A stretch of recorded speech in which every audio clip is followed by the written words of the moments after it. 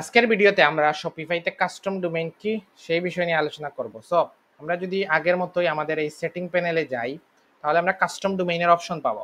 Custom domain কি এই বিষয়টা আমরা আগে বুঝি, যে আমরা যদি আমাদের এই যে ডেভেলপমেন্ট স্টেপটা ক্রিয়েট করেছি এটার ইউআরএলটা চেক করি, jahinmars.myshopify.com, আর আমরা যে এক্সাম্পল সাইট ফলো করে আমাদের ওয়েবসাইট বানিয়েছি অথইমার্ট.com, এখানে দেখেন মাই শপিফাই কথাটা নাই।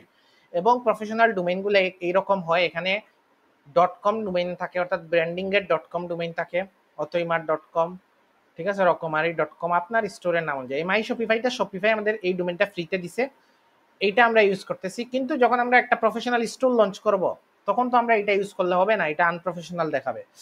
সো এখানে আমাদের কাস্টম ডোমেইন অ্যাড করতে হবে।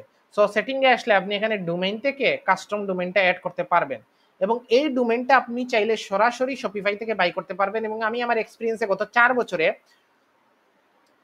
300 থেকে 400 ক্লায়েন্টদের সাথে কাজ করছি শপিফাইতে, কিন্তু কখনোই 300 থেকে 400 ক্লায়েন্ট না, কম বেশ হতে পারে, বাট এরকম ল্যান্ডিং পেজ প্রজেক্টে কাজ করেছি, কখনোই কোনো ক্লায়েন্টের ডোমেইন অ্যাড করে দেওয়া লাগে নাই। কারণ ক্লায়েন্টরা এইখানে বাই নিউ ডোমেইন ক্লিক করে ডোমেইন চুজ করে পারচেজ করে কানেক্ট করে নেয়। যেহেতু এই ডোমেইনগুলা তার কার্ড দিয়ে পারচেজ করতে হয়, মানে তাকে পে করতে হয়, তো আপনি যদি এটা, সে যদি অন্য সাইট থেকেও কিনে সেটা লগ ইন শেয়ার করতে হবে, লাইক নেম চিপ গোডেডি এরকম যে ডোমেইন প্রোভাইডার আছে। সো এই জিনিসগুলা কখনোই ক্লায়েন্ট আমাকে বা আমাদের মতো ডিজাইনারদের আসলে দিয়ে কখনো অ্যাড করায় না। আর আপনার যদি নিজের বিজনেসের জন্য হয়, তাহলেও আপনি ইজিলি এটা অ্যাড করতে পারবেন।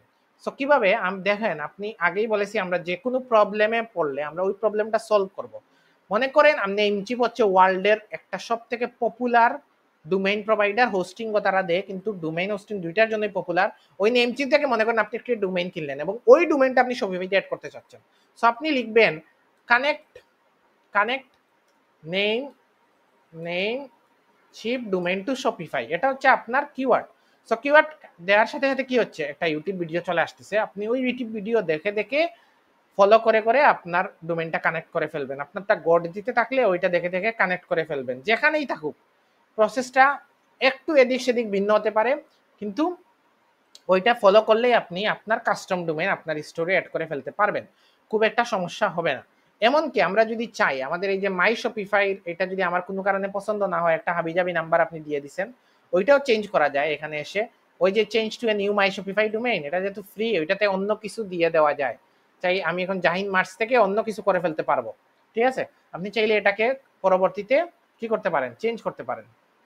সো এটা হচ্ছে আমাদের একটা ডিফল্ট যে জিনিসগুলা, সেইটা আমরা অ্যাড করলাম, যাতে আমরা আমাদের যদি আমাদের যদি কোনো একটা কাস্টম ডোমেইন আমরা কিনি, সেটাকে যাতে আমরা কানেক্ট করতে পারি। ক্লায়েন্টের কাজ করলে এগুলা ক্লায়েন্ট অ্যাড করে দিবে, আমাদেরকে টেনশন করতে হবে না। আর যদি আমরা নিজেদের ওয়েবসাইট তৈরি করি শপিফাইতে আমার বিজনেসের জন্য বা আমার ক্লায়েন্টের বিজনেসের জন্য, তখন আমরা চাইলে তাদের লগ ইন ইনফরমেশন নিয়ে নেমচিপ থেকে কিনুক, গোডেডি থেকে কিনুক, গুগল ডোমেইনস থেকে কিনুক, আমরা ওই রকম গুগল সার্চ করে ওই টপিকটা খুঁজে বের করে ভিডিও দেখে দেখে সলিউশন করে ফেলবো। তাহলে আমরা পরের ভিডিওতে আরেকটা নতুন বিষয় নিয়ে আলোচনা করব সেটিংয়ের। আজকের ভিডিও এই পর্যন্তই।